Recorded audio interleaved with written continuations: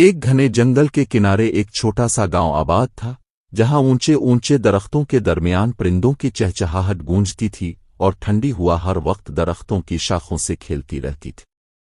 اسی گاؤں میں ایک غریب مگر ایماندار لکڑہارا رہتا تھا جس کا نام کمال تھا۔ کمال کا گھر بہت سادہ تھا، مٹی کی دیواریں، چھت پر کھجور کے پتوں کی چھت اور دروازے کے پاس چند مٹی کے گملوں میں اس کی بیوی کے لگائے ہوئے پھول۔ کمال صبح سویرے اٹھتا، اپنے پرانے کپڑے پہنتا، ہاتھ میں کلہاڑی اٹھاتا اور جنگل کی طرف روانہ ہو جاتا۔ جنگل اس کے لیے روزی کا ذریعہ تھا۔ وہ درختوں کی خشک شاخیں کاٹتا، انہیں گانٹھ کر بوجھ بناتا اور شہر کے بازار میں بیچ آتا۔ اس کی آمدنی بہت کم تھی، مگر اس کی ایمانداری اور محنت نے اسے گاؤں میں عزت بخشی ہوئی تھی۔ ایک دن جب کمال حسن معمول جنگل میں لکڑیاں کاٹنے گیا، سورج کی کرنیں درختوں کے پتوں کے درمیان سے چھن چھن کر زمین پر پڑ رہی تھیں۔ پرندے چہچہا رہے تھے، ہوا میں نمی اور تازگی تھی۔ وہ پسینے میں شرابور محنت کر رہا تھا۔ اچانک اس کی کلہاڑی کا پھل ڈھیلا ہو گیا، اور جب اس نے پوری قوت سے وار کیا تو کلہاڑی ہاتھ سے پھسل کر پاس کے تالاب میں جا گری۔ پانی کے اندر جھلملاتے بلبولے اٹھے اور سب کچھ پرسکون ہو گیا۔ کمال کے قدم جیسے زمین سے جڑ گئے۔ اس کی کلہاڑی اس کی واحد روزی کا ذریعہ تھی۔ وہ تالاب کے کنارے بیٹھ گیا، سر پکڑ کر رونے لگا۔ اب میں کیا کروں؟ وہ بار بار خود سے کہتا۔ اس کے آنسو تالاب کے پانی میں گرتے اور لہریں سی اٹھتیں۔ اچانک پانی میں سے چمکدار روشنی نکلی۔ تالاب کا پانی سنہری ہو گیا اور اس میں سے ایک خوبصورت نوری پری نمودار ہوئی۔ اس کے ہاتھ میں سونے کی چمکتی ہوئی کلہاڑی تھی۔ اس نے مسکرا کر کہا، اے لکڑہارے، کیا یہ تیری کلہاڑی ہے؟ کمال نے آنکھیں پونچھتے ہوئے جواب دیا، نہیں محترمہ، میری کلہاڑی تو لوہے کی تھی، سونے کی نہیں۔ پری مسکرائی اور وہ سونے کی کلہاڑی غائب ہو گئے۔ پھر پانی سے چاندی کی کلہاڑی نکلی۔ یہ تیری ہے؟ اس نے پوچھا۔ کمال نے پھر انکار کیا، نہیں، میری کلہاڑی عام لوہے کی تھی، چاندی کی نہیں۔ پری نے سر ہلایا اور آخرکار تیسری بار ایک سادہ لوہے کی کلہاڑی پیش کی۔ کمال کی آنکھیں چمک اٹھیں، وہ خوشی سے بول اٹھا، ہاں، یہی میری کلہاڑی ہے۔ پری نے مسکراتے ہوئے کہا، تو سچا اور ایماندار انسان ہے، میں تیری سچائی سے خوش ہوں، لہذا یہ تینوں کلہاڑیاں تمہاری ہیں، سونے کی، چاندی کی اور لوہے کی۔ کمال حیرت زدہ رہ گیا۔ وہ بار بار شکریہ ادا کرتا رہا۔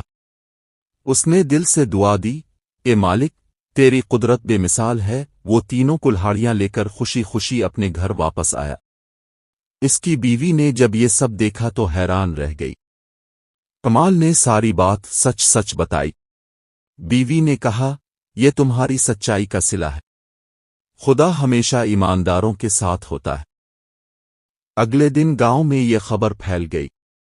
سب حیران تھے کہ کمال کو سونے اور چاندی کی کلہاڑیاں ملی ہیں۔ کچھ لوگ اس کی قسمت پر رشک کرنے لگے۔ انہی میں سے ایک تھا رفیق، جو کمال کا ہمسایہ تھا مگر لالچی اور جھوٹا آدمی تھا۔ اس نے دل میں سوچا، اگر میں بھی اپنی کلہاڑی تالاب میں پھینک دوں تو شاید مجھے بھی سونا اور چاندی مل جائے۔ اگلے دن وہ کمال کی طرح لکڑیاں کاٹنے کے بہانے اسی تالاب پر گیا۔